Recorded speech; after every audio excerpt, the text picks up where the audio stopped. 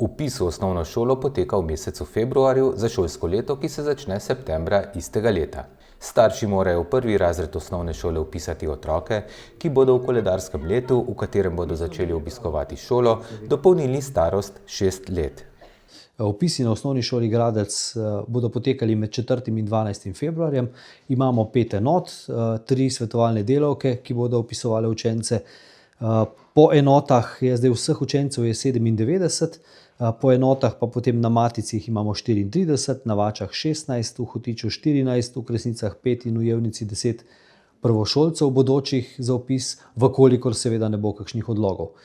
Kar se tiče samega števila, v prihodnje šolsko leto kaže, da bo vpis na osnovno šolo Gradec primerljiv z ostalimi leti, medtem ko v naslednjih letih, predvsem čez 2 leti, se nam pokaže tak malo večji padec učencev in tudi potem v prihodnje ne kaže najbolje, tako da morda samo za informacijo, v letošnjem šolskem letu je številka vseh prvošolcev v Sloveniji prvič padla pod 20 tisoč.